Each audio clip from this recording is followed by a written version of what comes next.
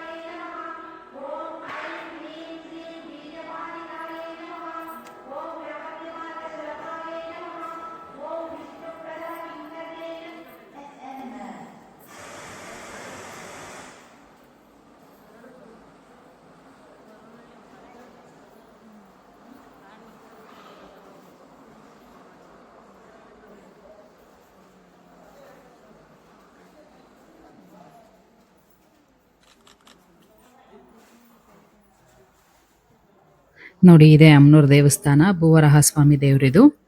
ನಿಜವಾಗ್ಲೂ ಎಷ್ಟು ದೂರದಿಂದ ಬರ್ತಾರೆ ಗೊತ್ತಾ ಜನ, ಇವರು ದೇವ್ರನ್ನ ನೋಡೋದಕ್ಕಂತಾನೆ ತುಂಬಾ ದೂರದಿಂದ ಬರ್ತಾರೆ. ನಾವಿಲ್ಲೇ ಅಕ್ಕಪಕ್ಕದಲ್ಲಿ ಇದ್ಕೊಂಡ್ರೆ ಕೆಲವೊಬ್ಬೊಬ್ರು, "ಯೋ ಯಾರಪ್ಪ ಹೋಗೋರು, ಇಲ್ಲ ಇನ್ನೊಂದ್ಸಲ ಹೋದ್ರೆ ಆಯ್ತು" ಅಂತ ಅನ್ಕೊಂತೀವಿ. ವಿಶೇಷ ಪೂಜೆ ಇದ್ದವಾಗ ಹೋದ್ರೆ ನಿಜವಾಗ್ಲೂ ಒಳ್ಳೇದಾಗುತ್ತೆ. ಆನಂದ್ ಗುರೂಜಿ ಅವರನ್ನ ನೋಡಕ್ ಅಂತ ಸ್ವಲ್ಪ ಜನ ಹೋದ್ರೆ, ದೇವ್ರನ್ನ ನೋಡಕ್ ಇನ್ ಸ್ವಲ್ಪ ಜನ ಹೋಗ್ತಾರೆ. ಈ ಮಾತು ಯಾಕೆ ಹೇಳ್ತಿದೀನಿ ಅಂದ್ರೆ, ಆನಂದ್ ಗುರೂಜಿಯವರು ದೇವ್ರಿಗೋಸ್ಕರ ಅಲ್ಲಿ ಪೂಜೆ ಪುನಸ್ಕಾರಗಳು ಮಾಡ್ತಾರೆ. ಅಂದ್ರೆ ಜನಕ್ಕೆ ಒಳ್ಳೇದಾಗ್ಲಿ ಅನ್ನೋ ಕಾರಣಕ್ಕೆ ತುಂಬಾ ಪೂಜೆಗಳು ಮಾಡ್ತಾರೆ ಅವರು. ಜನ ದೇವ್ರನ್ನ ನೋಡೋದ್ ಬಿಟ್ಟು ಅರ್ಧ ಆನಂದ್ ಗುರೂಜಿಯವ್ರನ್ನೇ ನೋಡಿ ಅವರೇ ದೇವ್ರು ಅನ್ನೋ ತರ ಮನ್ಸಲ್ಲಿ ಸ್ಮರಣೆ ಮಾಡ್ಕೊಂಡಿರ್ತಾರೆ. ಯಾಕಂತಂದ್ರೆ ಅವ್ರಿಗಿರೋ ಪೇಷನ್ಸ್ ನಿಜವಾಗ್ಲೂ ಮೆಚ್ಚಬೇಕು. ಅವ್ರನ್ನ ಹೆಂಗೆ ಅಂದ್ರೆ ಜನ ಅಲ್ಲಿ ಓಡಾಡಕ್ಕೆ ಬಿಡಲ್ಲ, ಕಾಲ್ಗೆ ಬೀಳ್ತಾರೆ. ನಿಜವಾಗ್ಲೂ ಅವ್ರಿಗೆ ತುಂಬಾ ತಾಳ್ಮೆ ಇದೆ ಗೊತ್ತಾ, ಅದೊಂದು ಖುಷಿ. ಅಲ್ಲಿ ಒಳಗಡೆ ಪೂಜೆ ಎಲ್ಲ ಮುಗಿಸ್ಕೊಂಡು ಆಚೆ ನನ್ನ ಸ್ಯಾರೀಸ್ ಎಲ್ಲ ಇಟ್ಟಿದ್ದೆ. ಅವರೇ ಹೇಳಿದ್ರು ಅಲ್ಲಿಗೆ ಬಂದು ಪೂಜೆ ಮಾಡ್ಕೊಡ್ತೀನಿ ಅಂತ. ಪಾಪ ಅವರೇ ಬಂದು ಅವ್ರ ಕೈಯಾರೆ ಸೀರೆ ಎಲ್ಲ ಮುಟ್ಟಿ ತುಂಬಾ ಚೆನ್ನಾಗಿದೆ ಅಂತೆಲ್ಲ ಹೇಳಿ,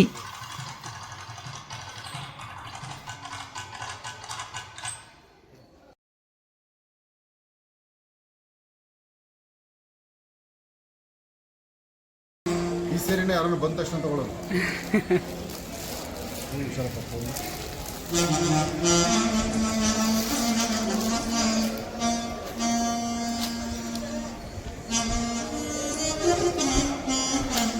ಚೆನ್ನಾಗಿದೆ. ಮೂರು ಗ್ರ್ಯಾಂಡ್ ಸ್ಯಾರೀಸ್, ಯಾರಾದರೂ ಫಸ್ಟ್ ತಗೊಳ್ಳೋ ಸ್ಯಾರೀಸ್.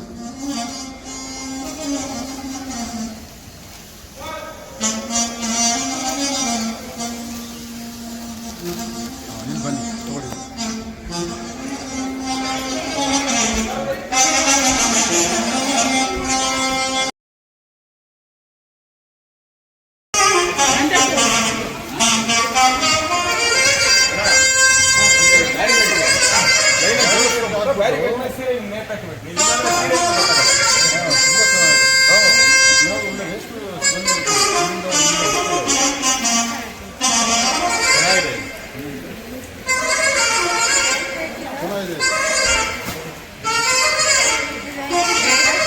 ಒಂದೇ ನಿಮಿಷ ಹೇಳ್ತೀನಿ.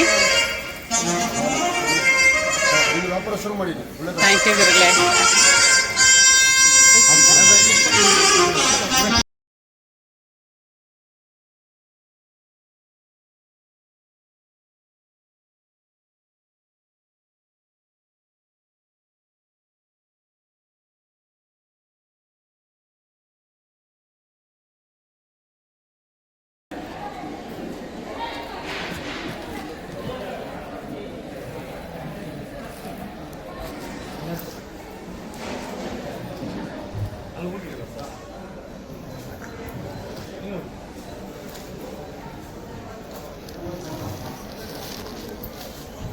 ಚೆನ್ನಾಗಿ ಒಳ್ಳೇದಾಗಲಪ್ಪ, ಒಳ್ಳೆ ಅಭಿವೃದ್ಧಿ ವ್ಯಾಪಾರ ಆಗಲಿ.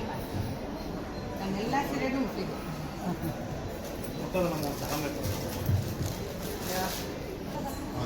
ಇಷ್ಟು ಅದು ಬರಲ್ವಂತೆ ಕೋಪ, ಅದಕ್ಕೆ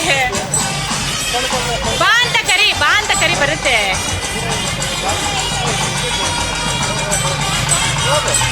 ಓ ಏನ್ ಸಾಫ್ಟ್ ಇದೆಯಾ ಇಲ್ಲ ಅಂತ ನೋಡ್ತಿರೋದಾ?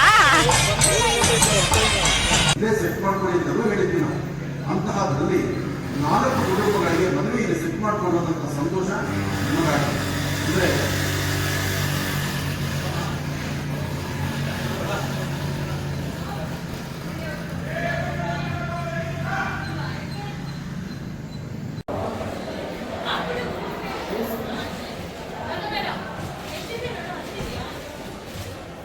ಶನೇಶ್ವರಾಯ ಹೇಳಿ ನಮಸ್ಸೂರ್ಯಾಯ ಚಂದ್ರಾಯ ಮಂಗಳಾಯ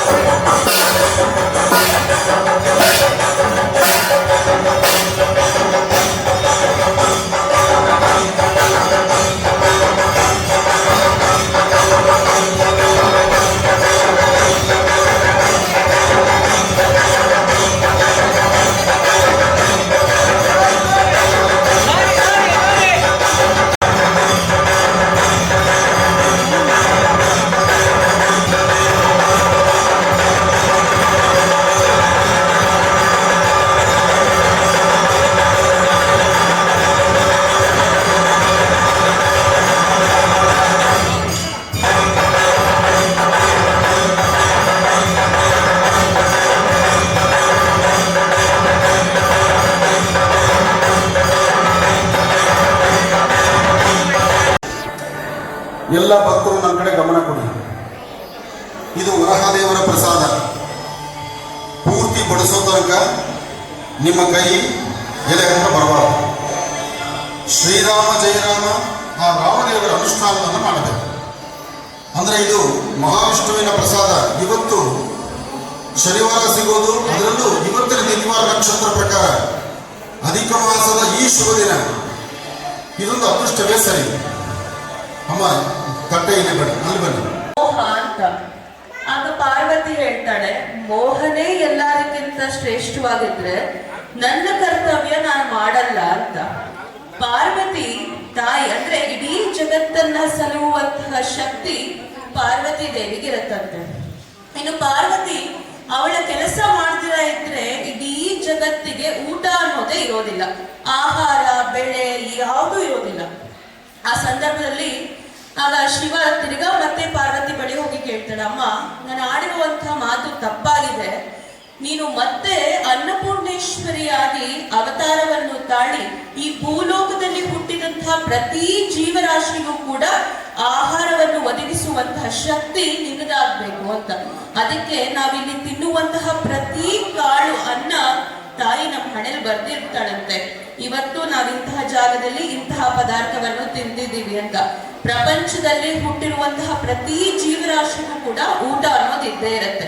ಅದಕ್ಕೆ ಸಾಂಬ ಸದಾಶಿವನಿಗೆ ಪಾರ್ವತಿ ದೇವಿಯು ಅನ್ನಪೂರ್ಣೆಯ ಅವತಾರ ತಾಳಿ ಮೊದಲನೇ ಭಿಕ್ಷೆ ಶಿವನಿಗೆ ಹಾಕೋದು ಪಾರ್ವತಿ ದೇವಿ.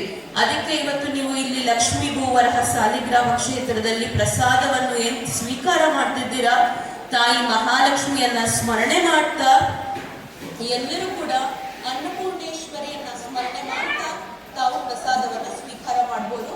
ಮೊದಲಿಗೆ ಎಲ್ಲರೂ ಹೇಳಿ, ಅನ್ನಪೂರ್ಣೆ ಸದಾ ಪೂರ್ಣೆ ಶಂಕರ ಪ್ರಾಣವಲ್ಲಭೆ ಜ್ಞಾನ ವೈರಾಗ್ಯ ಸಿದ್ಧ್ಯರ್ಥಂ. ಎಲ್ಲರೂ ಕೈ ಜೋಡಿಸಿ. ವೈರಾಗ್ಯ ಸಿದ್ಧ್ಯರ್ಥಂ ಭಿಕ್ಷಾನ್ ದೇಹಿ ಚ ಪಾರ್ವತಿ.